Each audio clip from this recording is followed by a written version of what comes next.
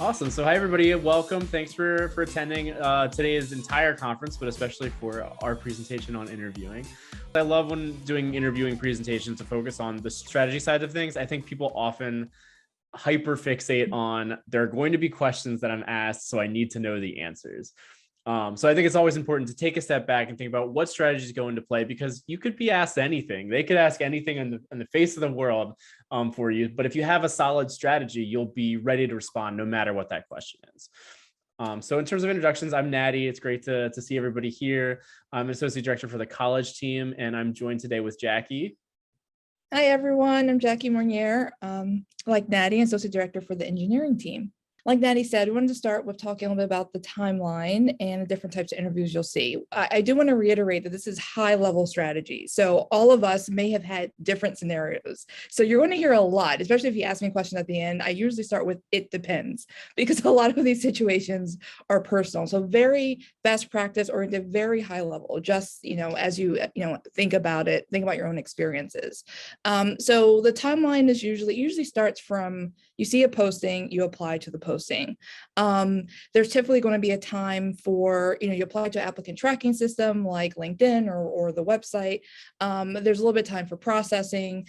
The recruiter or the hiring manager is going to be using keyword searches, or if you've been doing the side door method and been in contact with the hiring manager or other folks, they might pull your application from the applicant tracking system. The applicant tracking system is really just a database. It doesn't, it's just a way, it's like a tool for recruiters and hiring managers to keep track of applications. And even if three companies can use the same system 3 different ways. So it's really, it just really depends on the system and how it's used. So you apply, it takes some time. Some of you are like 1 to 2 weeks, it could be even longer. So it just, once again, it depends. So they're depending on the need, depending on timing, depending on the organization and their structure and processes. On average, it could be 2 weeks, but it could be much longer. It just really depends. After that, you will start, you'll get some sort of email or phone call from the recruiter or the hiring manager asking for a round 1. It is very rare to not have more than 1 round. The rounds in an interview. Round 1 is usually a phone screening or just a 30-minute, usually, assessment just to get a sense of who you are. Are you interested in the position, what your motivations are? It's typically informational, maybe behavioral. For those who are maybe more technical, you're not going to get any more technical sort of questions at this stage. Just trying to get a sense and fill you out here. If you have so adequately displayed your interest and motivation, and you hear this word fit a lot, and we can talk a little more about that, but fit in the context of, are you actually interested in the position? Do you know what this position is about? Does it fit your interests? Do you have the skills and the background experience? Are you in that ballpark in terms of what the employer is looking for? If that goes well, then it's typically another round or 2. So the round 2, is that longer. Many of us in higher ed have had those, that long day, 5-hour day, or, so we're kind of used to that. It's very, very typical for higher ed to have that full day experience, which is exhausting. But it's usually a combination of a meeting with the hiring manager, the person who would be your supervisor. There may be some other stakeholders involved. So meeting with so hiring team or who's on the hiring committee, maybe a panel interview. So it's typically like a whole day, where you're meeting everyone from your supervisor to maybe even HR to, if you're working with students, to et cetera. And thanks to Joseph for giving some good feedback in the comments about that. So that's typically sort of the process. And then of course, usually, hopefully the round 2 is it, but sometimes there could be another interview where you're meeting with maybe a dean or a VP or someone sort of higher up, or so once again, every institution, every division, their hiring practices are just different. So this is a very high level bird's eye view overview of what typically happens when everything from posting through to round 2, and then hopefully hearing back with an offer. Yeah, and the things I want to highlight, so for that first round, Asynchronous interviews we saw becoming way more common a few years ago, especially in business and consulting spaces. But even Penn does asynchronous videos right now where I think it's Spark Hire that Penn uses, where you record a video. It feels very impersonal, but they might even ask you some detailed questions to be responding to, and you still have to have show your personality and be able to kind of show your thoughts and values within that, as a way to, like Jackie was saying, showcase your interest and your fit. The other thing I'll say that I think is a bit unique to higher education is that we really do panel interviews a lot. Like, I think we're so collaborative in higher ed that compared to other industries, we have so many people as a part of that process. So even just that one interview, I know we hired for our GAs, and every time a GA came in for an interview, they were like, I didn't expect there to be 4 people here. So we are very collaborative in higher ed. And I think that is showcased through, especially those later rounds in the interview process where you might have a panel where, like Jackie said, you might meet a certain constituent group that you'd be meeting with. Maybe it's a student group, or maybe it's a campus partner, or maybe it's someone higher up, who's higher up in the division who'd like to kind of see your thoughts. So I think that's particularly unique for higher ed. And then kind of the background work that I think helps out a ton. And some of this sounds obvious, but it can be really easy, especially if you're applying to a lot of things. It can be really easy to kind of get sidetracked on, or get some positions confused, or not remember all the details of the things you're interviewing for. So I think it's particularly important. So before you go in for an interview, reread the job description that you applied to. For Workday at Penn, it's very easy. You can go in and see your whole list of things that you've applied to, and then pull up that job description. If you applied somewhere else, a lot of times it'll still be there through LinkedIn oftentimes, but if not, sometimes it might be helpful. Whenever I've applied to things in the past, I'd like to kind of copy and paste things into kind of my notes document and just have that job description ready. Whether that helps with, I'm sure you learned in previous sessions today, it helps with maybe a resume or a cover letter that you're writing, but it also really helps for pulling out that key language and the core ideas of what you want to be able to highlight in your interview. Even rereading your resume, it can sometimes be a while since you've actually looked at your resume. You probably put a lot of time into crafting it, sometimes weeks or months before you actually hear back about an interview. So take some time to look back through it, read some of the things and accomplishments that you put down there on the resume, and try to think through it through the eyes of the audience there. What things are going to be most relevant to the role that you're applying to, what things are most important to you that you feel really proud of, that you want to be able to share. I always think it's strange when I've done interviews on the interviewer side, when I'll look at a resume and think, oh, this is fascinating, this person has this experience, let me ask them a little bit more about that. And the person says, oh, let me think about that, I haven't thought about that in a while. Because they shared that with me. So I'm kind of expecting that person to have some extra feedback and extra reflection on those types of things. And just really, really think about what you're highlighting most, like with that audience in mind. And that goes on to the next point of reviewing the company's online presence. I mean, the website is obvious, but sometimes it can help to go to social media, see where they're posting on Instagram. What are the things that they value, or the people that they work with that are important to them? What are the things that they're proud of that maybe they accomplished recently? This might help inform how you approach a question. It might even help you foresee how they might phrase a question. They might say, oh, we've been really focused on making sure that we're serving first and second year students. And maybe you already saw that. Maybe you saw they had a bunch of events recently that they're posting about a big first year event. So you might be able to foresee that a little bit. And maybe you can even weave that into your discussion or the interview that you're having. And it can just really help to know the people that are interviewing you. This could also go into LinkedIn. Once you get a list of who's interviewing you, it can help so much to not just understand where they're coming from, but for you to feel comfortable in an interview.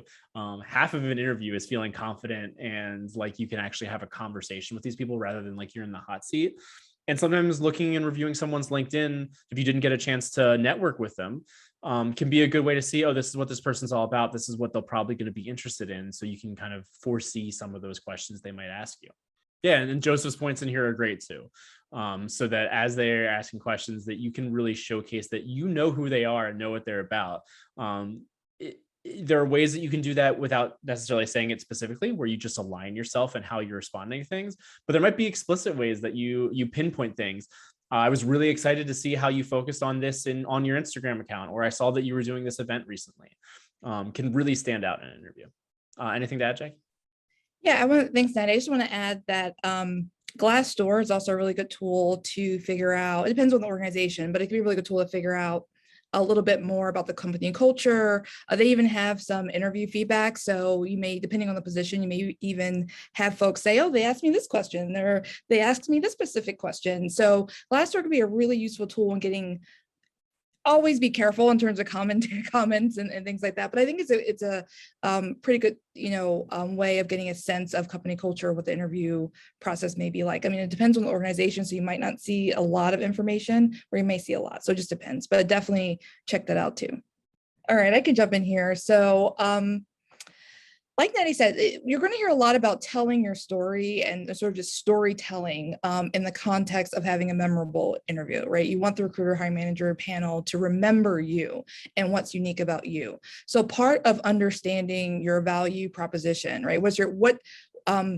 What value can you add to the organization? And so part of that reflection is being able to think about what are some core skills that you have, that you're proud of, that you bring to the table. You don't have to be, you're not gonna be perfect. You don't have to have every skill. There are some things that you may have developed and you may really just be really proud of and you use all the time. And those are the things you want to be able to highlight and articulate effectively during an interview. And so there are some skills across the board, right, that all employers, whether it's tech or consulting or higher ed, are looking for. Communication skills, leadership skills, taking initiative, being a team player, all of those things are important. But then there are also some things that, depending on the industry, you may want to kind of lean into a little bit more. So we give some in this slide. And think about what, throw some in the chat for people who are paying attention. What do you think are some that are particularly important for higher ed, or maybe your role specifically, that stands out that you would want to highlight yourself, or that you would expect an interview to really pick up on that you were trying to share? What are some of those high level skills? Jackie named a few of them: communications. Ashley is saying ability to work with diverse constituents. That's a great point, especially in higher ed. Collaboration, yes. Yep. Data-driven decision-making, yeah, is huge. A lot of times, that's how we ground a lot of our really student-focused work that we do. And even just these three: ability to actively listen, leadership skills. What's kind of amazing, I know we all, when we're interviewing and we're researching, we get a little bit like, especially for career changers, all of these things, all employers value, right? So you are able, if you could talk about these in a sort of articulate how these apply to your industry, if you could give examples of doing these things. So even if you do an exercise of data-driven decision making, okay, let me give an example of when I've used this. Ability to actively listen, let me give an example. Leadership skills. If you can think about some stories, I like to say stories related to these skills, that is going to help make your interview powerful. So these that we have here are just a sample, but once again, I just want to make it clear that it's less about fitting every box. I truly believe if you look at a job description and you can, if you feel that you can match it maybe 60%, 70%, go for it, right? You don't have to be perfect. It's just where that sort of that overlap is between what the organization, what that position is, and what your skills and experiences are. What is that overlap? And being able to articulate how you can contribute based on your experiences and leverage your experiences. So it's not being perfect. It's really about being a good storyteller, right? And being able to really share examples from your current experience or past experience based on what the organization values. So once again, that may be presentation skills, emotional intelligence, organizational skills. And I love how Natty had a student focus. So in the context of higher ed, depending on your role, that student focused mindset or skill is a big deal. Might not be for every industry per se, but once again, you could also think about customer service, right? Customer service skills, or all those things kind of connect and are useful across the board. So thinking about, as you reflect on the application process, it's really important to take some time before you get to the interview stage to do an exercise where you are kind of looking back and what am I engaged in now? What am I most proud of? Where did I take initiative?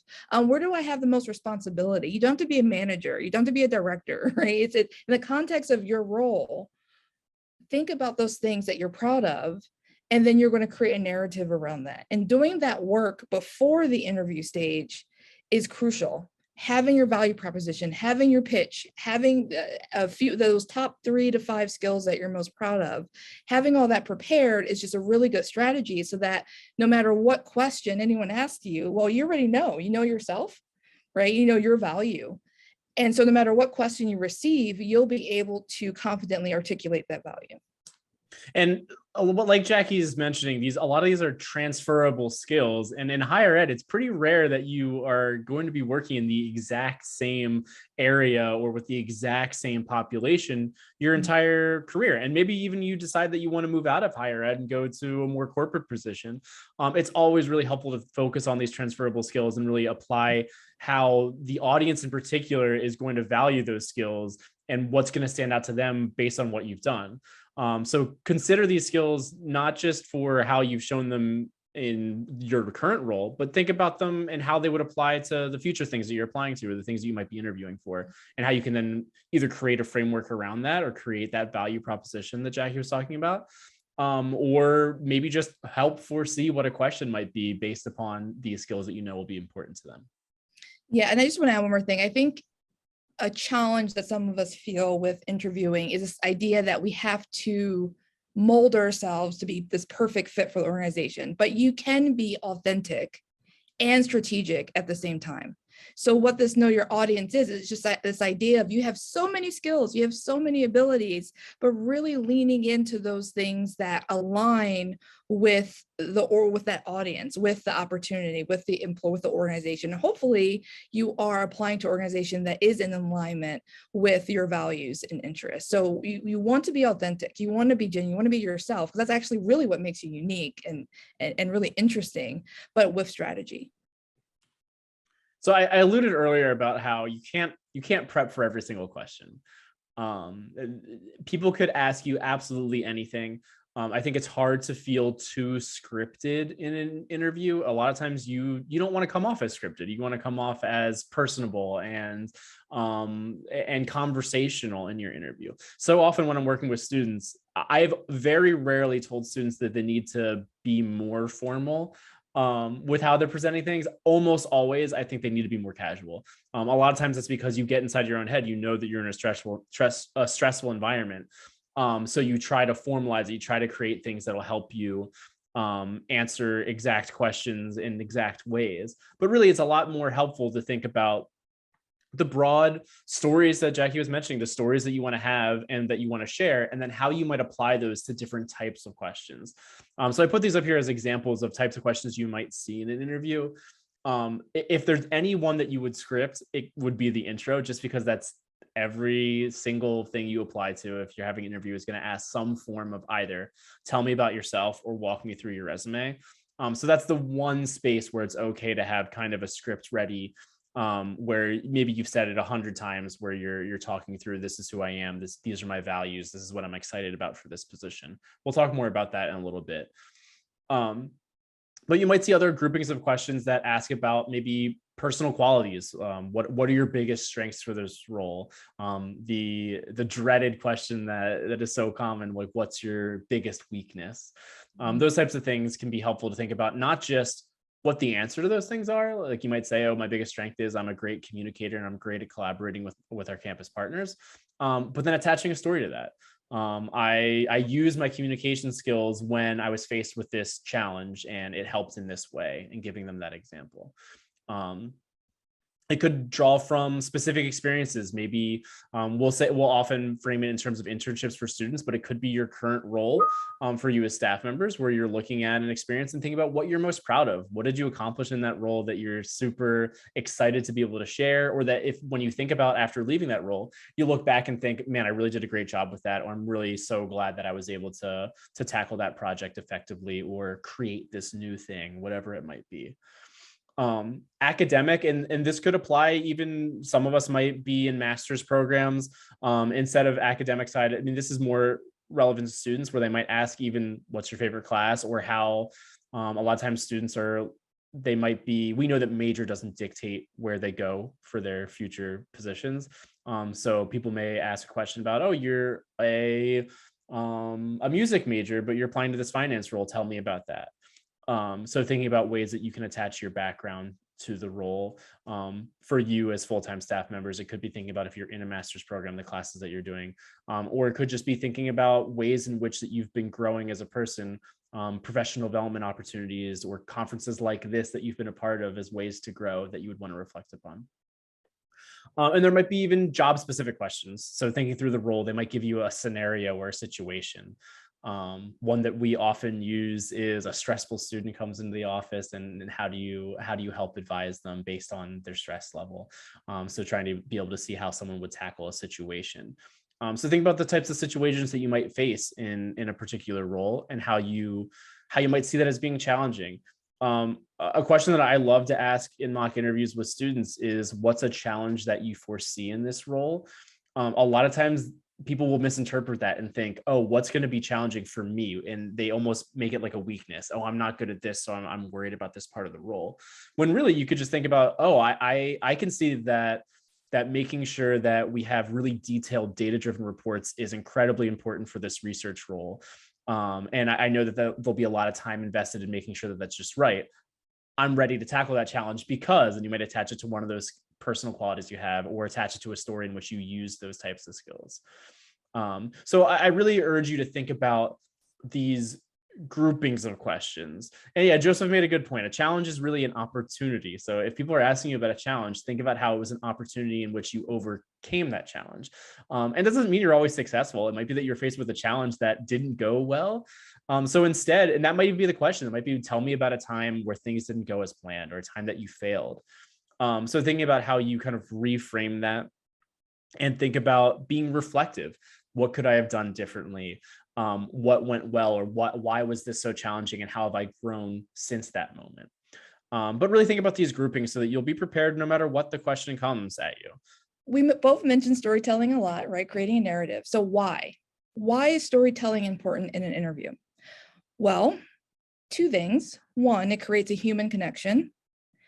And two, it's memorable. And isn't that what we want, to be memorable out of one of how many applicants we don't know for an interview? So storytelling is really powerful. It's a really good tool to convey, sort of like a vehicle, right? A vehicle through which you can convey intent, you can convey your skills you want to show. It's just a really good tool, a framework to express what you want to tell the employer. So storytelling is not just for behavioral questions, and we all kind of dread those behavioral questions. Tell me about a time, walk me through. But why do employers use behavioral questions? It's because they believe that past experiences or past behavior is a pretty good predictor of sort of future behavior. So this idea of, you could tell me about a time, or tell me about a particular moment in time, it gives me a sense, a visual of what you may do in this role, right? So the behavioral questions is a great way to use stories, but it's not just behavioral questions. And not every question requires a story. Imagine telling a story for every single question in an interview. May not be appropriate, but you want to be, judicious and you can get a sense of when to use a story or not, but it's really powerful. And so there are some tools that we can certainly, use. Not all of us are amazing storytellers. I use the example of the students, but I tell them, have you ever been in the situation where your friends are telling you a story and they're really, really excited, and they're telling you all about something that happened yesterday, and then they stop, and then you're like, okay, well, that's that awkward moment, right? In interviews where they didn't really finish the story. They didn't actually say the outcome of what happened at the end of it. And then there's that awkward silence of what's next, right? So that happens sometimes. And that happens in interviews too. So when you don't tell a complete story, when you don't give the beginning, the middle, and the end, when you don't wrap it up with an outcome or a learning or something like that, it can be a little awkward. So storytelling is a great tool, but what are some best practices around telling the story? What are some frameworks for telling a story? Really just, we've all heard of it, right? That situation where you're in an elevator with someone and you have a short amount of time to convey who you are and what you're about. A lot of times think about this as part of your story of who you are, even if there's not an exact question attached or it's just a broad tell me about yourself. But think about that story that you're sharing, that narrative that you're sharing. It may only be a short amount of time that you have to convey that. So you want to be judicious in thinking about what's most important to them, what's key to who you are that you want to pull out. And really, like Jackie mentioned, end strong. Like you don't want it to feel like, okay, and that's who I am, I guess, and have it just kind of end either abruptly or confusingly, like you kind of had more to say, but you weren't sure where to end it. So we do have some just basic notes of how to go through that here. And really, you're aiming for a pretty short amount of time, 1 to 2 minutes. Even if they're asking you, walk me through your resume, you have a little bit more leeway with a question like that, where you can go a little bit more detailed through your past roles. But at the end of the day, you don't want to take up too much time. You don't want to take all the air out of the elevator. Do people say that? I just made that up. Anyway, have it be relatively brief. You'll have an entire interview that you can either call back to things here, or you can highlight specific things that you felt were particularly important, or that you wanted to reflect upon further that you didn't get a chance to just in your first pitch about who you are. Start with the basics of who you are, where your background is, where you're coming from. And then maybe transition to a short story that describes why you're interested in this particular line of work, or the accomplishments that you're proud of that you think would stand out, something like that. But really at the end, tie a bow on it. Like think of it as you're giving them something to go off of. You're not just kind of like ending it and this is who I am, but maybe that's where you make that transition to say, and that's what makes me really excited for this position in Penn's First Plus office, because I'm really eager to work more with first gen students, or something that really like stands out to them. Like give them that hook, or that like you're giving them a gift at the end of it that they feel really good about, not just what you said, but that you've done some reflection upon how that fits into who they are as well. Yeah, I would just add, in the context of the tell me about yourself in an interview, you should always have I'm gonna be honest, you should always have a pitch ready, right? Always be ready. So whenever you meet someone, you should be able to talk about your value proposition, right? And the things you're proud of, right? But in the context of an interview, where you might want to do some work on this, in terms of having bullets or writing it down and really preparing, is because you do want it to be relevant. That's the most important thing, is you want your story and your pitch to be relevant to the position and the organization. So that will change based on the position and the organization. So if you have your intro, you are introducing your name, where you're currently working, and then you want to get into some of the top 2 or 3 sort of skills and experiences that you have in a very concise and basic level. We're going to talk about that later. So you want to think about that. What are those depending on the position? Maybe it's a particular technology. Maybe you want to say, I have 8 years of experience in ABC, whatever those might be. Make sure that it's the most relevant, right? You have I always say, you have so many skills, you have so many experiences. We want to choose the ones that are best in alignment with that position, and then give relevant examples or allude to those examples in the pitch. So that's where you want to do a little bit of work as you review that job description and in the research you've done in the organization, to make sure that it kind of just makes sense, right, for the position and the culture in the organization.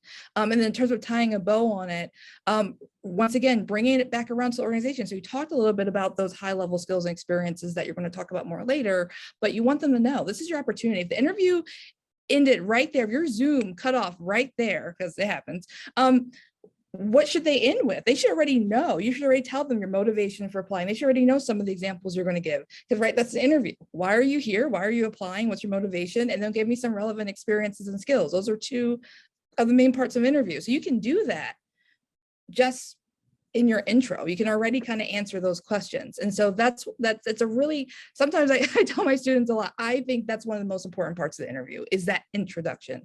There's some data that even shows, survey data, that employers make up their mind, or, and we all do. I mean, many of us have hired before. How quickly do we make up our mind on a candidate after the first, 5-10 minutes? So you have a 30-minute interview, an hour, 45-minute interview, and then you kind of already have an idea about what you want to do after the first initial 5-10 minutes. It's human It's human nature.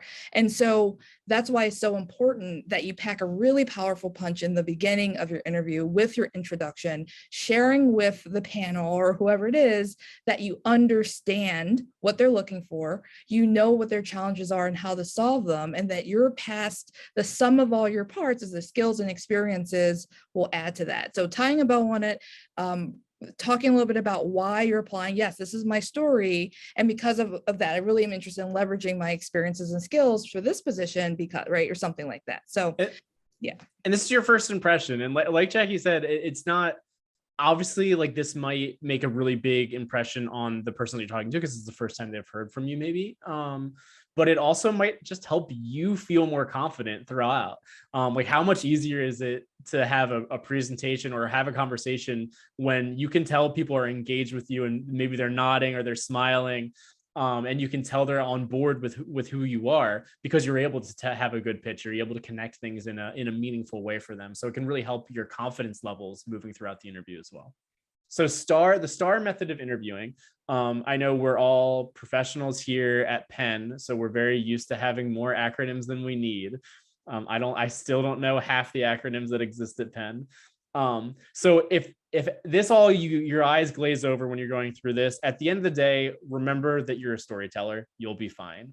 But STAR is a way, if you're a person who likes to have structure and to stay organized, STAR is a great way to help you create a framework around those stories so you don't feel like you get lost.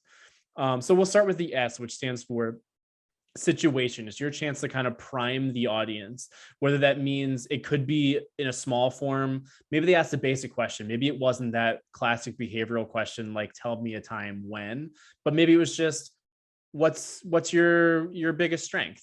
And maybe you prime your audience by saying my biggest strength is my leadership skills, and you kind of start with this is your specific answer, but then you kind of move on from there, so it's not just your only answer. So kind of giving them a sense of either the situation at hand or just priming them and getting them ready for having a key sense of what you're about to be talking about.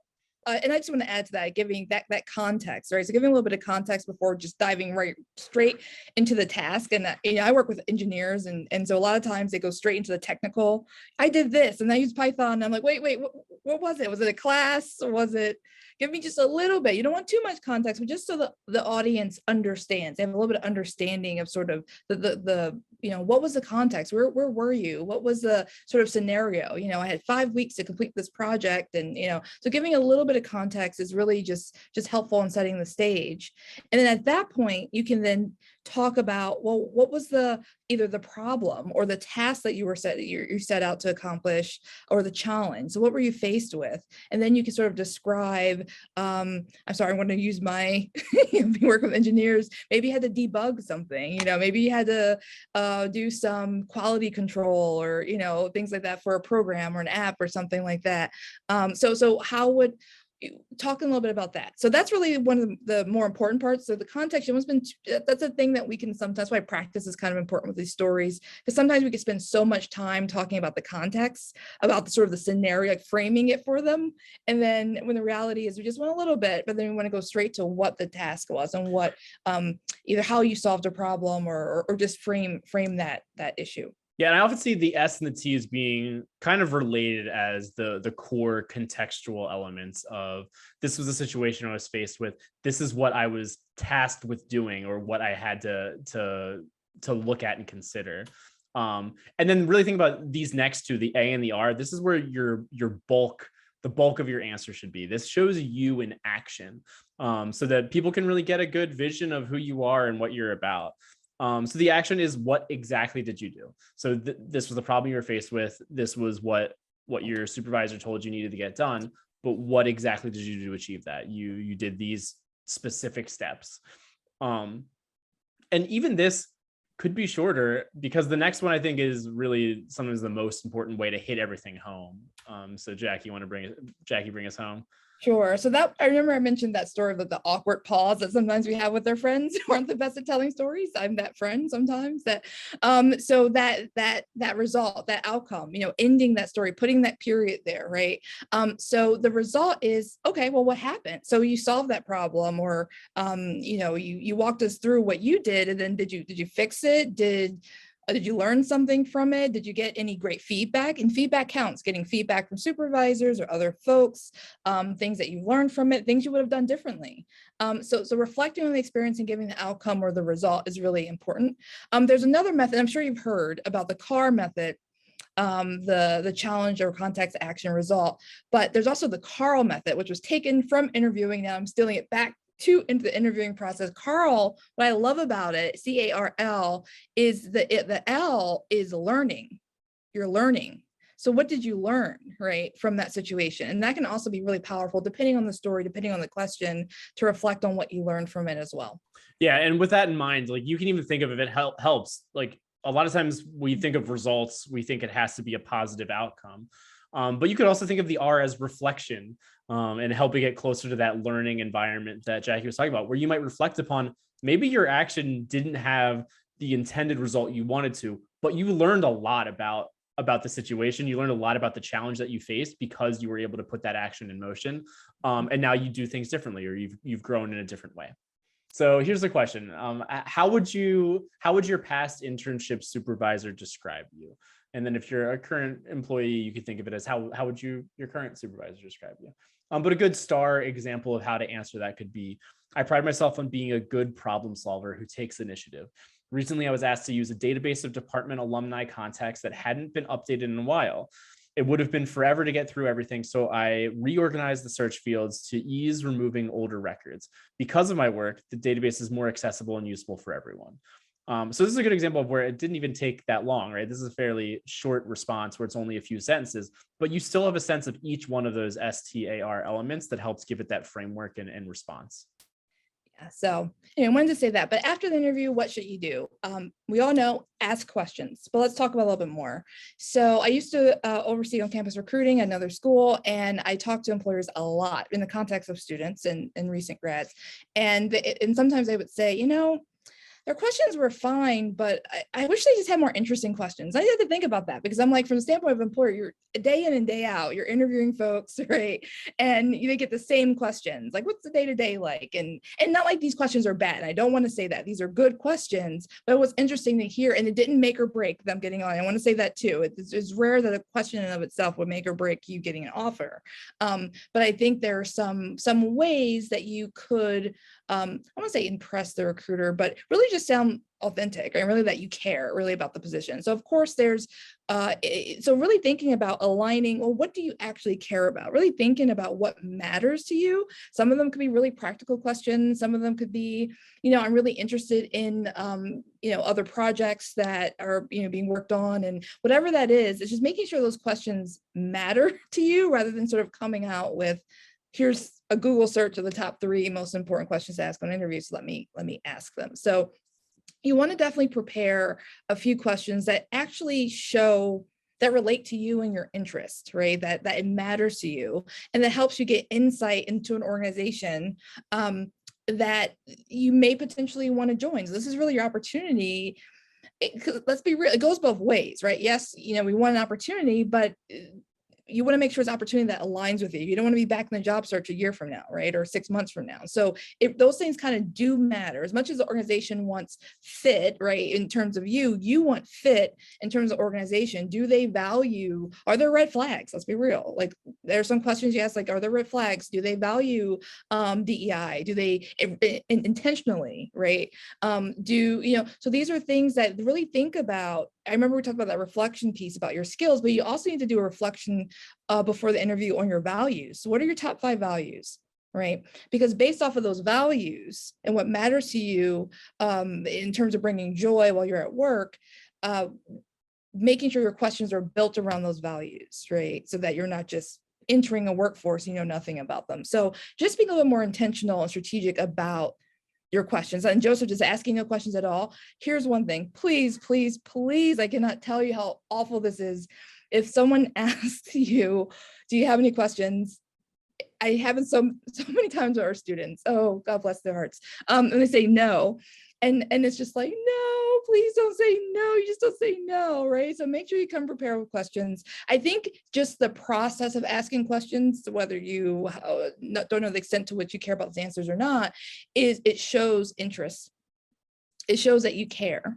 It shows that you've done research. So some of these things are strategic as well. So thanks, Joseph, for mentioning that. So asking questions is a really big deal. Yeah, you want to start strong and you want to end strong. Yeah. To really make that great impression.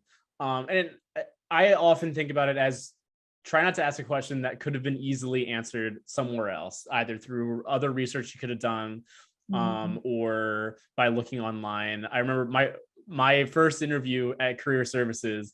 I thought I was asking a question that was really data driven, and I thought it was going to be a question where I was going to get a sense of like, oh, what are the reports they run in the office, and they're able to see the number of students that engage with them throughout the university. And however I phrased it, it ended up being that everyone thought I was just asking how many students are in each college at the university, and then each person went through the office saying like, oh, we serve there are 400 students in the Wharton. There are 10,000 students in this college. There's 1,000 students in engineering or whatever.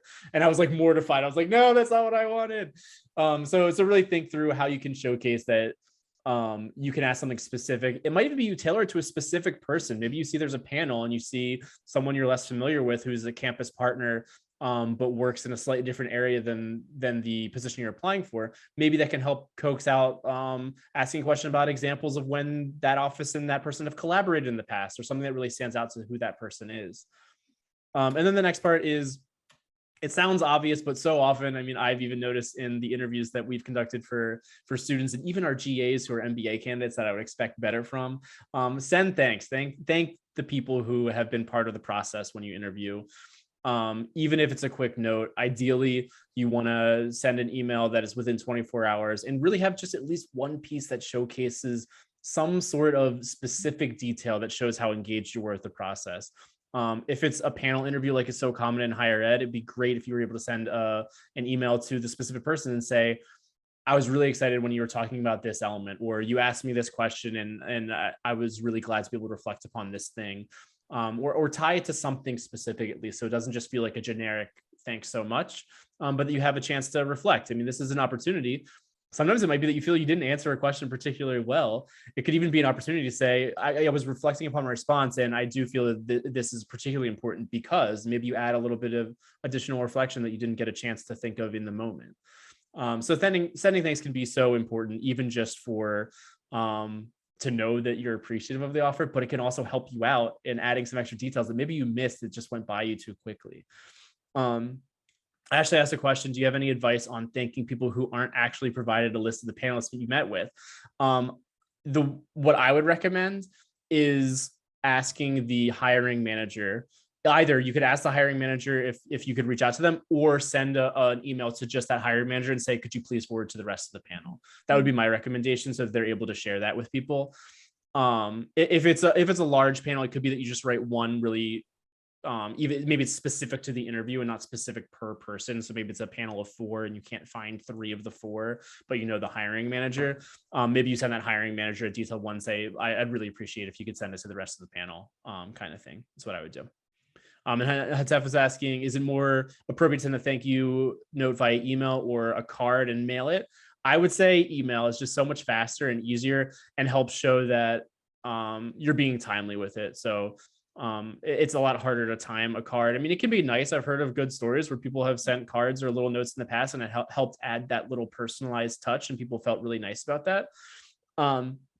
But sometimes if somebody's moving quickly, they might be reflecting upon you and how well you did in the interview faster than you'd like. So sometimes it's better to get that thank you note out sooner rather than later. Maybe they have a debrief meeting the next day where they're going to be talking about, oh, here's how all the candidates did. And if they're in that meeting and they can't say, oh, I received a thank you from Natty, who was able to reflect upon this experience, it can potentially not look great. I mean, it's the difference between, they might give you the benefit of the doubt, or it'll really stand out that, oh, this person was really appreciative and really stood out as being interested in doing their research. Absolutely.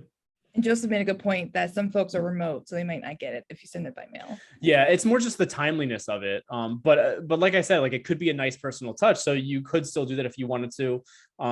If you're in office, you could leave it in their under their door or something like that. But like Joseph said, maybe more people are remote and might not see it until later. Yeah. Oh, and really important, Ashley, thank you so much. If Yes. there's an admin who you didn't interview with, but who helped you, so a lot of the coordinators or anyone who's coordinating the interviews, so important to include them and thank them. And I know none of us would do this, but I can tell you how many stories I've heard of folks being rude to coordinators and how that's obviously how that plays out, right, in an interview. So, definitely be inclusive in terms of the coordinator and those who are any support staff who's sort of helping bring these coordinate these interviews are so important to all of us in our offices. So I think that's a great ad, Ashley. And even if it's a person that is not part of the interview process who wouldn't be writing notes on you, it may still, even if you want to think about it from the selfish side of how would this benefit me, it might make an amazing impression for once you receive that role. You'll have an even better standing ground with them and have a better relationship started with that person, because they'll think, oh, that person was so appreciative of my help already.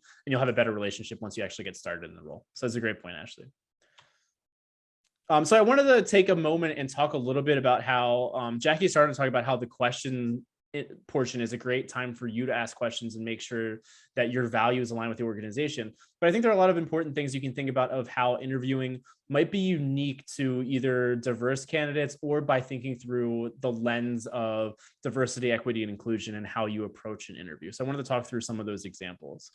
Yeah, and I wanted to, a couple of ways to frame this. So in the context of working with students, there are particular programs that employers have in order to diversify their workforce. And so, and they start pretty early. So we have, it's going to be a little bit different than our conversation of talking, peer to peer here in terms of diversity, equity. We certainly we'll talk about that a little bit as well. So there's two different things here, how we talk with students and sort of what the employers are doing, this sort of ecosystem of DEI in the context of employers wanting to get diverse workforce, but there's also sort of the, let's be real, there's bias in the workplace. And so there are definitely questions that, and when you think of sort of very public and general high level conversations about networking and interviewing, we don't usually have presentations through the lens of sort of DEI and identity, right? So there are questions that I receive about, what about, can I wear, can I wear locks or certain type of, or my natural hair, or what about tattoos or piercings, or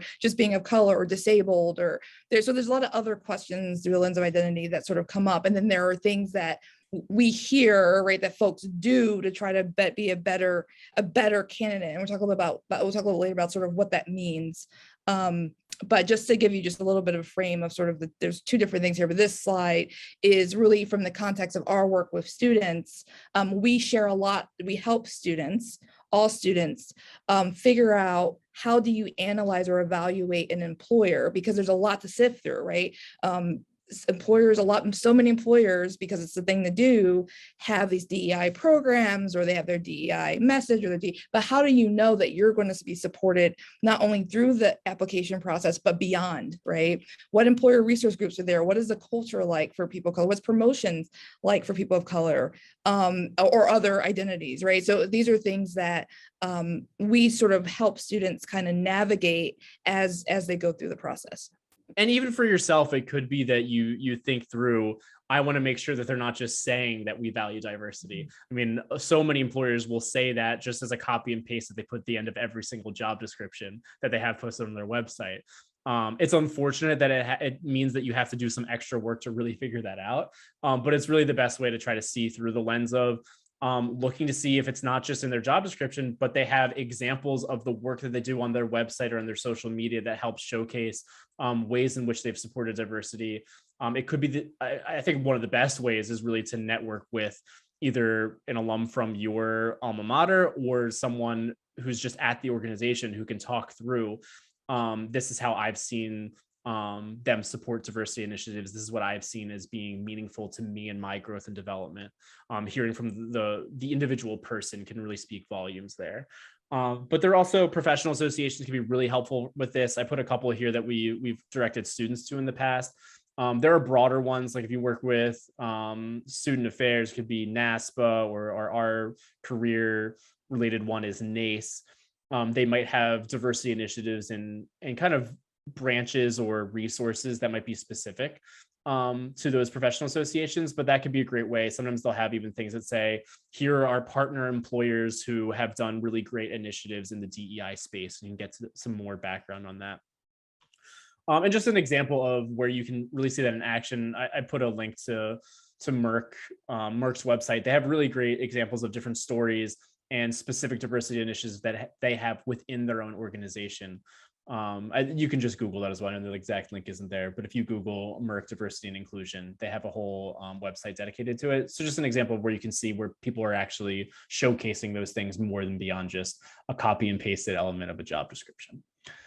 Do you mind add? I wanted to add Vanguard is just another example. If you want to check out, they actually brought in an external organization to develop their hiring practices for neurodiverse individuals. They have a ton of employer resource groups. I did a site visit when I worked in employer relations, so I got to know them well. And SAP America. So there are examples of companies who really, go through do the work, to do those things. So just in the context of higher ed, if you're looking for other, whether it's industry or even in higher ed, so what's the work that's being done that shows that they're putting their money where their mouth is, right, kind of thing. So, and this is particularly important more and more for students. Like when we look at different overviews of like what's important to students today, employers being able to showcase how they're actually contributing to DEI initiatives is very high on that list for what our students are interested in.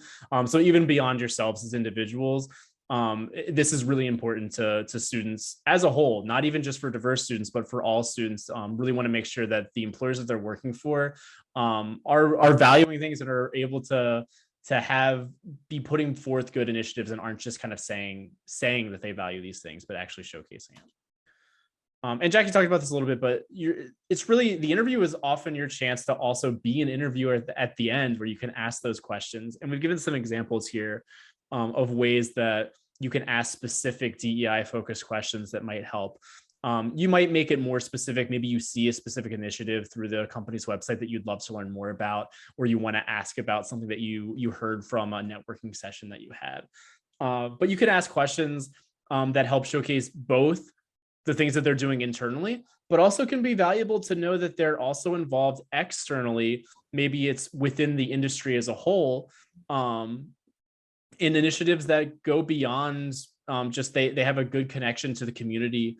They have a better understanding of what's needed to help out. Some questions that you could use are, what DEI programs and practices are in place here, and what progress have you seen during your time at the organization? Or a question like, what do you see being done to increase DEI efforts within the industry as a whole, are two kind of broader examples of those questions that you could ask. Yeah, and these are questions that can really help you figure out or get a sense of any red flags. If they don't know the answer, they should definitely be able to find out and get back to you. So definitely, once again, so important. These questions are important. And just another thing is that you may have been in a situation, but hopefully, and at least some, doesn't happen with every interview, but the goal is that it feels like a conversation, a discussion, not you're being grilled with questions. Sometimes you can ask questions even before. It just depends on depends on the conversation, depends on the interview, but you should, as much as you may want that opportunity, you also want to make sure the opportunity is a good fit for you and your values and your goals. So there may be some questions that you need to ask or some thoughts that you need to share. But if these things are really important to you, definitely good questions to really get a sense of how valued, certain things, DEI or other things that you care about for the organization. And Jackie mentioned you can present your authenticity in an interview is really important. I think it's also just an important space where that if you're being yourself in an interview and you're getting hired, that you'll even more feel confident you'll be accepted as who you are once you're in that role. If you didn't feel like you had to make accommodations for who you are and how you presented yourself in an interview, you'll feel even more confident. And at the end of the day, you want to ask yourself, like, would you really want to work for an employer who doesn't actually accept who you are, whatever that might mean? I always kind of hesitate when I say things like this, because I think sometimes it does come from a place of privilege to say that, oh, you have the opportunity to be choosy about your employers. So there are different ways that you might change this perspective for yourself as an individual. It might be, I really need this position, or I really just need to get my foot in the door somewhere. So you do make accommodations. And what you're comfortable with, I think, just changes person to person. But I do feel that it's important to say that you should be able to feel like your authentic self in an interview. And if you don't, it might be worth asking either why you don't, or if you're going to feel supported, or like your well-being and your overall wellness is going to feel good over an extended period of time working in that role. One of the things that Harvard has done research in the past, and there's still a lot of ways to go as much as employers focus on diversity initiatives. This study isn't that old. I think it's about 3 or 4 years old. But still diverse candidates who quote unquote whitened their resume to either remove references to their race or ethnicity, or just kind of more generalize the things they talk about rather than being able to identify who they are as a person, often help their application move forward. And I'll give some examples of what that might be. And I use this as an example to say, like, I personally feel that you shouldn't have to do that and you would want to feel supported. But some individuals feel like, oh, I know that if I'm playing these odds, I can get my foot in the door better, and this might be something I want to do. But at the end of the day, I would always ask yourself, do you really want to work for that person if they're viewing you in better lights if you're not being yourself? From the context of a career coach, a career counselor by day, I'm a career coach by night, but you want to be in a place that's in alignment with who you are and your goals, right? And so I say in alignment with your values, your future goals, that accepts you for who you are. It is possible. So in the context of, it is coming from a place of privilege to say, you can be authentic and genuine and right. But if you need the job, you need the job. And so no problem, no shade in terms of that's what you need to do. But there are millions of organizations out there. Sometimes just understanding and knowing, right? Coming from the employer side of things, talking to so many employers, having this sort of background, there are millions of organizations in the United States. There is a place, right, that will value you and who you are and your authentic self, right? So I want to put that out on the side of sort of the very holistic, right, just high level sense. However, so you have to do what you got to do, right? So I just want to present that. I just don't want, you leaving the sense of, oh, well, that's not my reality, or that's not, totally understand that. In the perfect world, you wouldn't have to do these things, but so many of us probably have, in order to, better odds, or so we think, which is another reason why, and we're not getting into the networking, you probably had a networking thing, why that networking, that side door method, making human connections is so important, because you can get a sense if you'd be valued or not before you even get to the interview stage. So the process is a lot bigger than just the interview stage. And I know we kind of alluded to that. So there's some ways to get that sense before you even get here. So this is really just a moment in time right now. And so there's a lot of like other things, sort of intersectional things, like a lot of things happening here that we can't really get into, but what we do want to say, acknowledging the reality situations, is that at least personally, in the context of longevity for my career in organization, I would, it's a risk, but I would take that risk to be my authentic self, because I'd rather not be looking for a job a year later or 2 years later, because it's just not a good fit. And sometimes it happens, no matter how much research or how well you have, it happens, right? Things happen, yeah. But it is a choice, and it's up to you to make that personal choice, in terms of how you want to interview, right? And how do you want to get through the process? But we just want to, lift this up. And so that might be that there's some accommodations that you say you're comfortable with, and some accommodations they say you're not. You say, this is who I am, and I'm always going to present this. Some examples we've heard from past colleagues, that when I created this presentation in the past, just broadly anonymized. So example of someone who, while interviewing, let's say it was Sarah, who has lots of piercings, but decided to remove the septum piercing for her nose, but kept the nostril one and kept all of her ear piercings as a way of, okay, here's my slight accommodation, but I still want them to know that I have lots of piercings. Piercings are part of who I am, and I'm going to show that authenticity of who I am in the interview as well. Or it could be someone who has a longer name, Marquise, who decided to change and abbreviate his name just to Mark, to make it more approachable. We hear this with international students a lot. A lot of times international students might Americanize their names. And sometimes that's an accommodation that they feel more comfortable with as going through with the interview process. But again, to Jackie's point, I think the longevity of your time at a company depends on you making sure that you're not making accommodations constantly and making sure that you can feel comfortable there and supported there. So I think it's important to think about how your values align with what you feel most comfortable doing, both in an interview stage and how that would then apply to you, who you are within that role once you're at the company or the organization. And then just briefly, because we're running out of time, really all of this kind of sums up to say there's no one size fits all approach. We kind of tried to include a lot that may help you get ideas for things, or things that you think your students might be thinking about. But really it can be so helpful to speak to either peers or people who are working in a position or at a company of interest to learn through their eyes and their experiences, and really just take some time to evaluate your own values and what you want your style to be, both in an interview and who you're going to be in that role, to make sure it aligns well with what you're going to be doing there and how you're going to be moving forward. And just a pitch, we have a few resources to show you, but Penn HR has career coaches that you can practice with for interviewing more, or strategize your plans for how you want to approach things, that are great resources to take advantage of. There's an example of their website here where you can look for the career coaching sessions that they have. They also have different assessments you can be a part of, or just talk to them about things. I think they have resume options too that you can review as part of HR. Is great to take advantage of. LinkedIn Learning is also an amazing resource that has tons and tons of videos, and just different courses that you can learn more. It could get really specific, right? Like there might be something for job interviews just for leaders and managers, or for a very specific higher education role, or for a data role. So sometimes this can be a good way to stay fresh and stay up to date with your skills. So it doesn't feel like it's been years since you've interviewed. This can help you kind of feel fresh with it. And then some interviews, we have lots of stuff on our website. It's mainly geared towards students, but many times if you have a Penn key, you'll still have access to it. So Big Interview is one that I like to highlight because it gives you a chance to record a video and actually review yourself and practice what that's like. That's the scariest part, but it's really helpful for seeing, like, maybe I noticed when I did it myself, when I'm in a swivel chair, sometimes I'm like this. I don't know if I did it today. Sometimes I'm like going like this all the time when I'm talking. So you notice things that maybe you wouldn't have picked up on otherwise. And then we just have an interviewing guide on our website, as well as our YouTube channel. We'll be posting this presentation as well as many others that could also be relevant to interviewing and beyond. When we talk about career champions, we hope that career services, we're part of that, right? We're career champions. But the reality is that students talk to everyone about their careers, whether it's faculty or staff or supervisors.